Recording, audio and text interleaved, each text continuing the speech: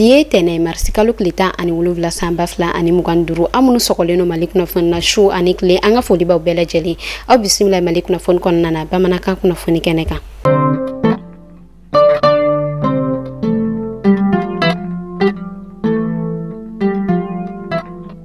Kunnafoni daminɛna ka sanga ni an ka date éphémère ye marsi kalo tile 10 ani 7 ni o bɛ bɛn journée de Cabral ma don min ni ale Cabral ale tɔgɔ la don fe Abdul Karim Kamara ni bɛɛ lajɛlen bɛ ale wele ko Cabral ni ale yɛrɛ kɔni kun ye an ka kalandenw ka ɲɛmaaba ye ni a yɛrɛ kɔni a seko ni a dɔnko yira ni a yɛrɛ kɔni bɔnɛna kalan ko ale kun kan ko la an bɛ Ala deli Ala ka badanɛma ko di ani alisilamɛsu bɛɛ lajɛlen ma ka anw yɛrɛ ɲɛ ka an ta don kɔnɔ a yirala k'a fɔ ale yɛrɛ kɔni bɔnɛna ani na ɲinɛ o yɛrɛ kɔni bɛ bɛn a san 45 ma o hukumu de kɔnɔna na fɛn yɛrɛ kɔni kalandenw sa olu yɛrɛ kɔni bala kana wuli ka jɔba o yɛrɛ kɔni kɛ ka u kun da ka rond point kan bi nɛgɛ kaɲɛ 14 sanga 50 kɔnɔna na ka taa foli bila ani tasi bila kɛ ka ɲɛsi a ma.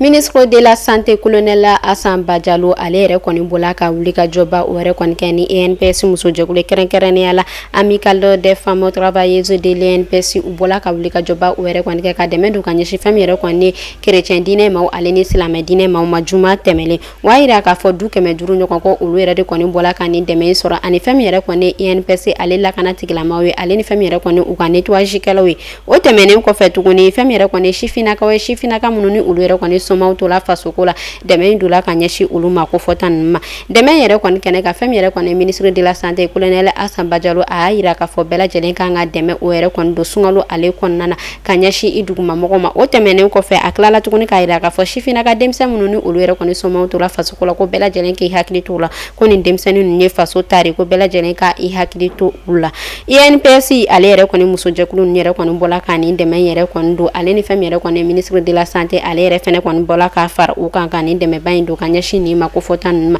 maa minnu yɛrɛ kɔni dɛmɛ yɛrɛ kɔni sɔrɔ u bɔla ka foli bila ale ni tasi bila kɛ ka ɲɛsin u ma u ka nin wuli ka jɔ in na.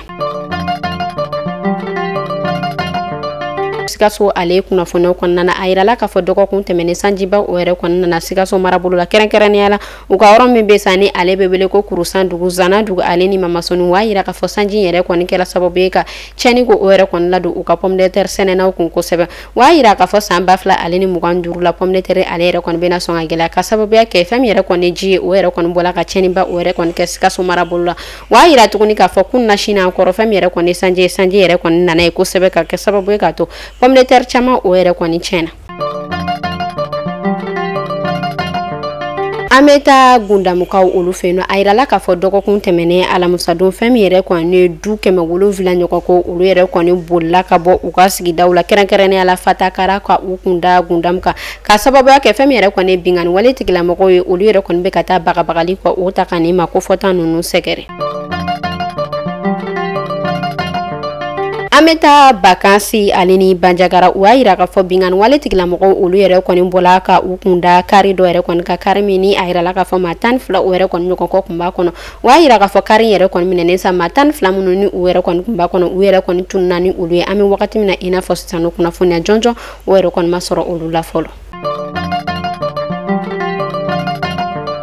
An bɛ taa fait divers ale kunnafoniyaw kɔnɔna na a yirala k'a fɔ fɛn min yɛrɛ kɔni an ka jamana kɔnɔna ye sisan nɔ o yɛrɛ kɔni bɛ farati la kosɛbɛ kunnafoniya dɔw olu yɛrɛ kɔni bɔla k'a yira k'a fɔ bolimafɛntigi dɔw kɛrɛnkɛrɛnnenya la mobili bilemantigi dɔw olu yɛrɛ kɔni b'a la ka yala dugu kɔnɔ ka warimisɛn ko o yɛrɛ kɔni don denmisɛnninw bolo wa yira k'a fɔ ni warimisɛn o yɛrɛ kɔni don la denmisɛn min yɛrɛ kɔni bolo sa o yɛrɛ kɔni bɛ yɛlɛma o hukumu de kɔnɔna na fɛn min yɛrɛ kɔni musolaka don ale yɛrɛ kɔni bɔla ka kunnafoniya jɛnsɛn a y'a yira k'a fɔ ko ale yɛrɛ kɔni y'a ye bolimafɛntigi ninnu u b'a la ka wari yɛrɛ kɔni don u ka sigida la denmisɛnninw bolo min yɛrɛ kɔni kɔnɔna na ale yɛrɛ kɔni bolila biribiri ka taa wari yɛrɛ kɔni bɛɛ minɛ ni denmisɛnnin ninnu bolo ka sababuya kɛ o y'a yira k'a fɔ ni denmisɛn fɛn fɛn nin yɛrɛ kɔni ka wari ninnu minɛ ko olu yɛrɛ kɔni bɛ yɛlɛma o hukumu de kɔnɔna na an yɛrɛ kɔni bɛ kunnafoniya ko o yɛrɛ kɔni cari ka ɲɛsin denba bɛɛ lajɛlen ma walasa bɛɛ lajɛlen bɛ se k'i hakili to i denw na cogoya min na an bɛ Ala deli halisa Ala ka kisi kɛ.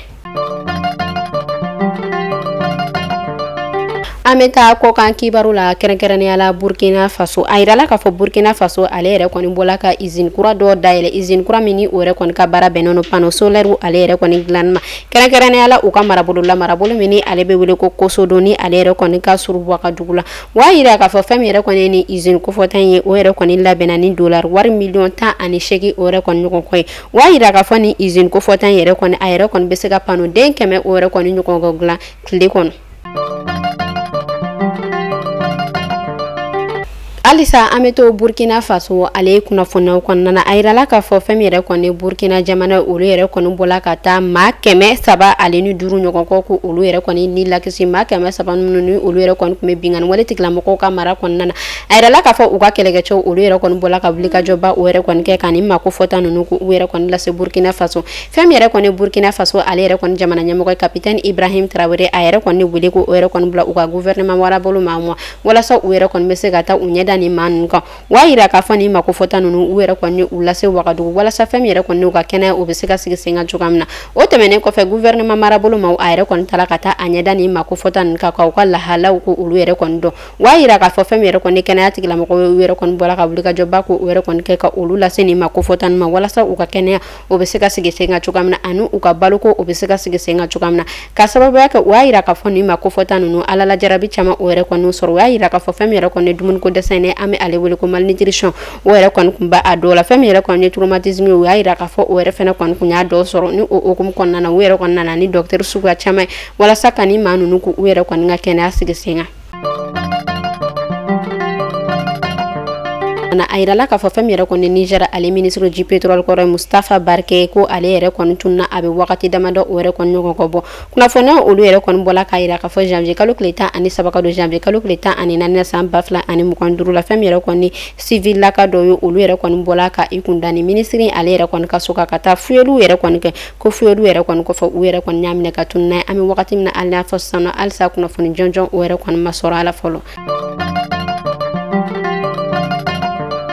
Kunnafoni kuncɛla an bɛ taa Senegal araba tɛmɛnen mars kalo tile 12 san 2025 kɔnɔna na Senegal ale ye marabolo min bɛ yen nɔ kɛrɛnkɛrɛnnenya la u ka lycée min bɛ yen nɔ ni ale bɛ wele ko lycée Mako a yirala k'a fɔ fɛn min yɛrɛ kɔni musolaka maa 22 ɲɔgɔn kɔ olu yɛrɛ kɔni binna ni olu yɛrɛ kɔni binna kun min kama sa o de fɛn min yɛrɛ kɔni Jinɛ Maimuna ko o yɛrɛ kɔni dola ni mako fɔta ninnu na o hukumu de kɔnɔna la fɛn min yɛrɛ kɔni u ka kalan yɛrɛ kɔni o yɛrɛ kɔni jɔla o yɔrɔnin bɛɛ la ni o yɛrɛ kɔni wele ko o yɛrɛ kɔni bila u ka lakana tigilamɔgɔ ma olu yɛrɛ kɔni nana ka na ni mako fɔta ninnu ko u yɛrɛ kɔni cɛ ka taga n'u ye o y'a yira k'a fɔ u yɛrɛ kɔni bala kana wuli ka jɔ yɛrɛ kɔni sigi sen kan fɛn min yɛrɛ kɔni Jinɛ Maimuna ye walasa a yɛrɛ kɔni bɛ se ka kɛlɛ cogoya min na ka bɔ u ka marabolo kɔnɔna na o tɛmɛnen kɔfɛ u y'a yira k'a fɔ fɛn min yɛrɛ kɔni u ka kalan o yɛrɛ kɔni kun jɔlen don ni wagati ko fɔta in yɛrɛ kɔni na.